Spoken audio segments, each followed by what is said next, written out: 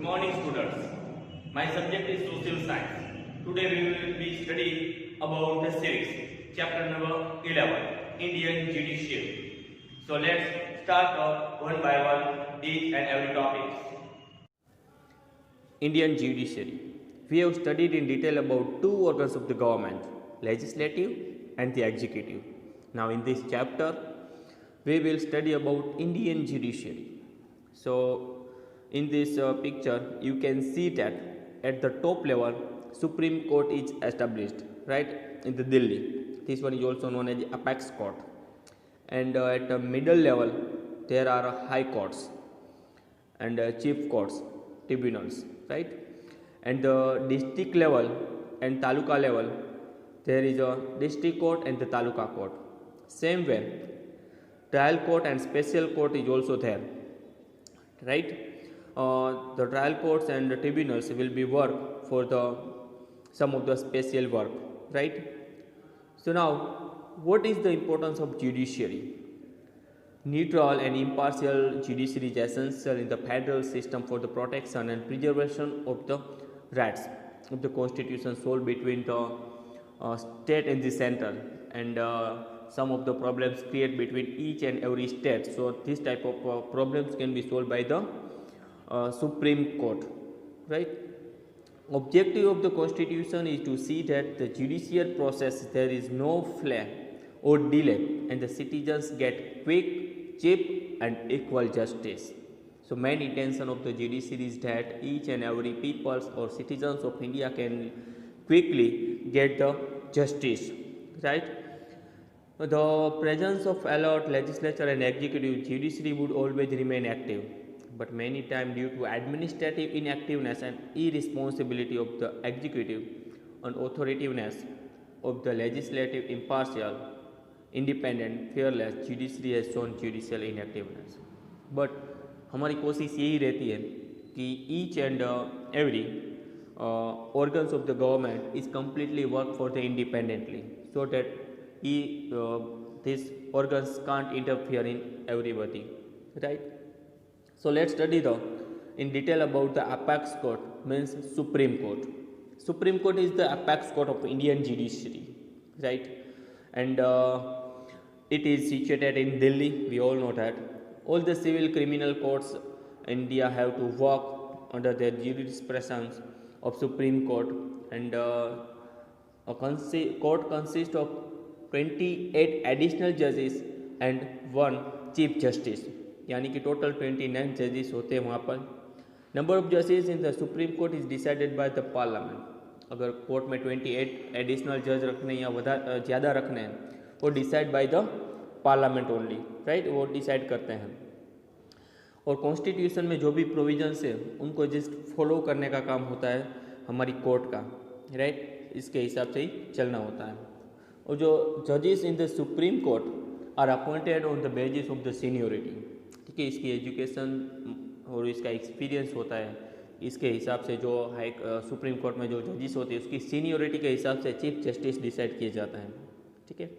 Let's study the qualification of the supreme Court, जजेस of the supreme court.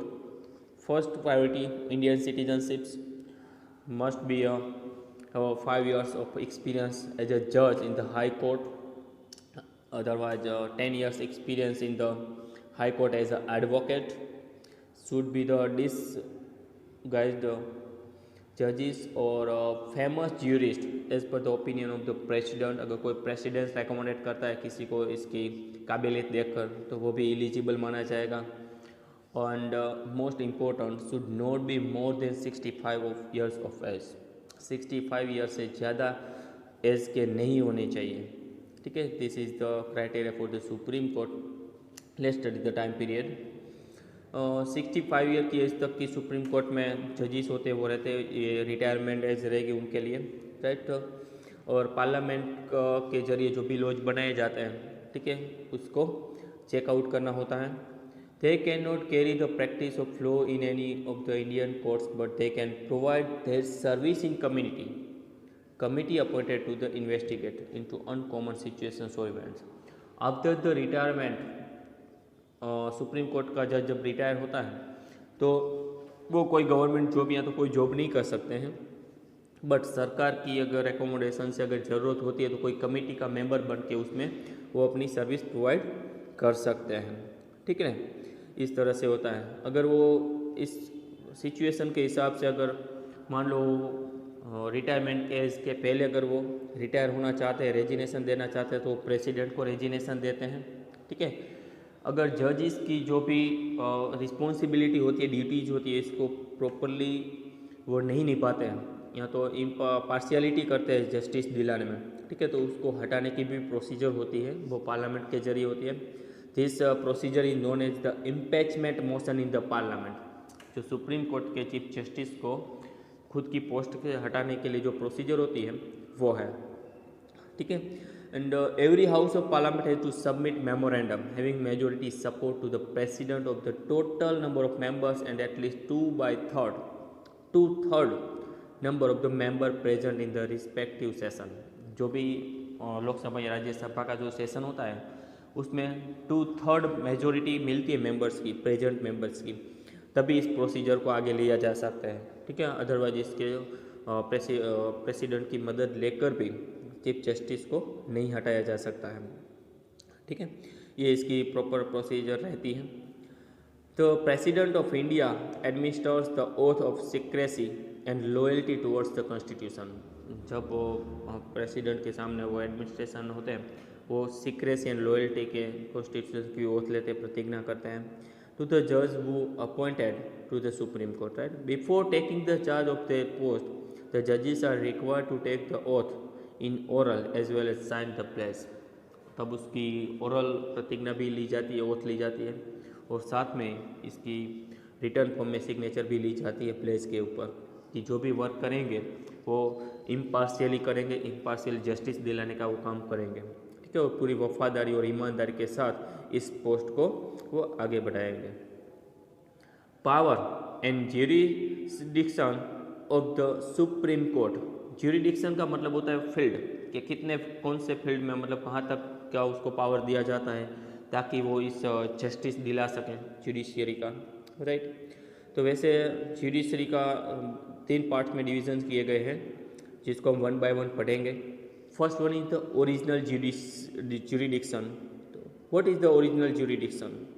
When the court has the power to directly give judgment after hearing a case, such as power is known as the original jurisdiction, and the Supreme Court has the power to make decisions regarding the case, right। वैसे जो directly जो भी case आता है, ठीक है, उनकी बात सुनते हैं और सुनकर जो भी जजमेंट दिया जाता है, जस्टिस दिलाया जाता है, उसको बोला जाता है ओरिजिनल जुरिडिक्शन, राइट। इसके कुछ पॉइंट दिए गए हैं। It has the power to settle the dispute between the government of India and one और मोर स्टेट्स। सेंट्रल और स्टेट गवर्नमेंट के बीच का जो भी कोई इश्यू होता है तो वो सोल्व करता है। ठीक है, resolving different of opinions, fights और conflicts between the government of India and one और मोर स्टेट्स।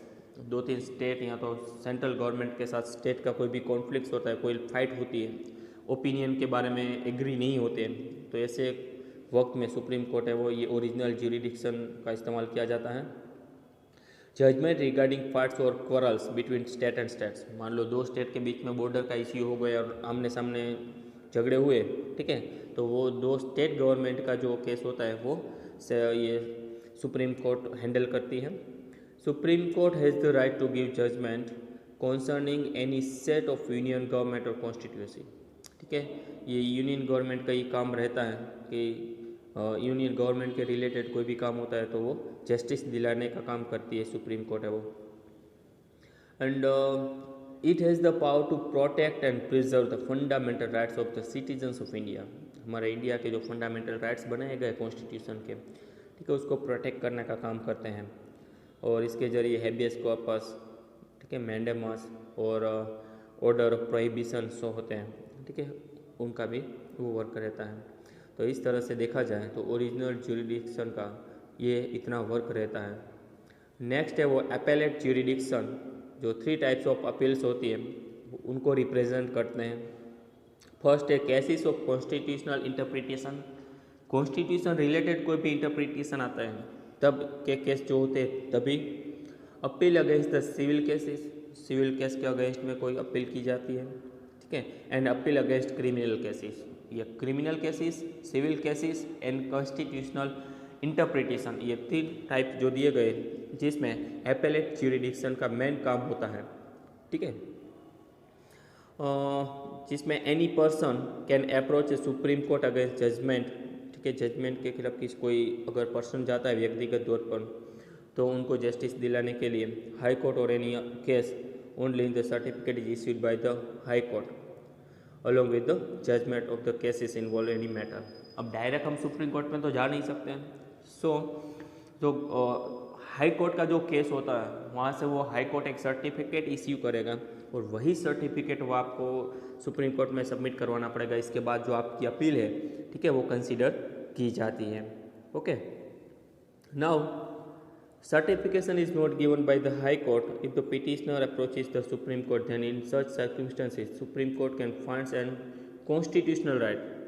अगर कॉन्स्टिट्यूशन मान लो हाई कोर्ट ऐसा सर्टिफिकेट इश्यू नहीं करते हैं और हम डायरेक्टली एप्लीकेशन करते हैं सुप्रीम कोर्ट में, तो सुप्रीम कोर्ट को लगता है कि ये एक्चुअली में violation of the constitutional law हो रहा है, then supreme court can accept the case without the certificate of high court. High court के कोई सर्टिफिकेट की बाद में ज़रूरत नहीं रहती और ऐसे वो डायरेक्टली एक्सेप्ट कर सकते हैं।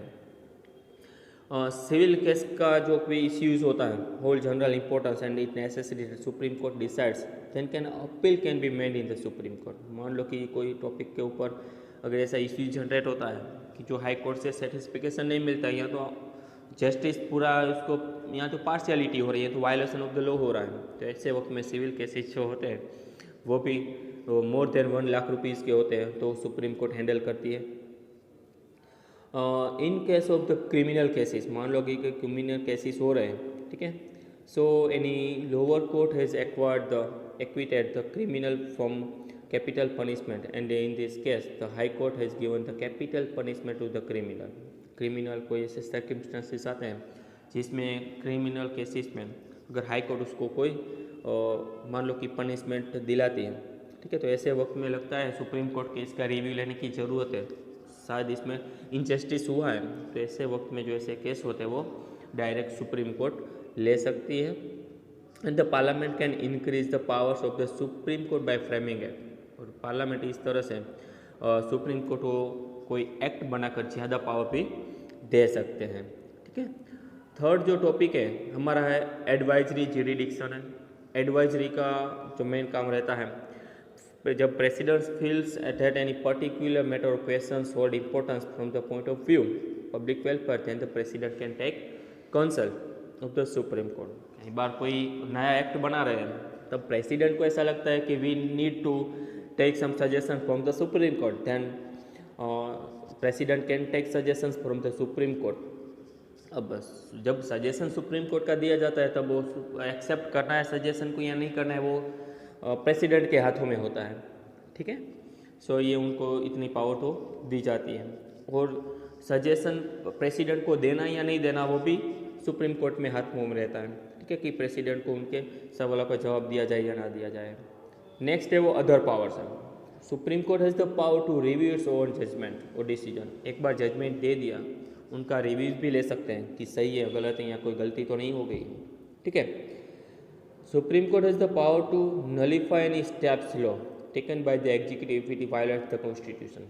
अगर मान लो कि कॉन्स्टिट्यूशन में पार्लियामेंट ने ऐसे कोई लॉ बना दिए कि जो लॉ है वायलेशन ऑफ द कॉन्स्टिट्यूशन हो रहा है, तो ऐसे लॉ को हटाने का काम भी जो हमारी सुप्रीम कोर्ट करती है उसको इतना भी पावर दिया जाता है, ठीक है, जो राइट टू कॉन्स्टिट्यूशनल रेमेडीज है उनके हिसाब से।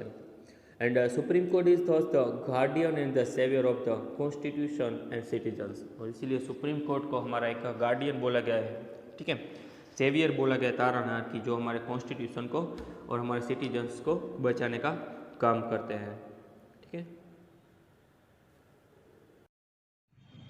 Thank you so much for watching this video. I hope आपको ये पूरा चैप्टर अच्छे से समझ में आया होगा। And if you have any query regarding this topic, then you can comment me in the comment box. Thank you so much.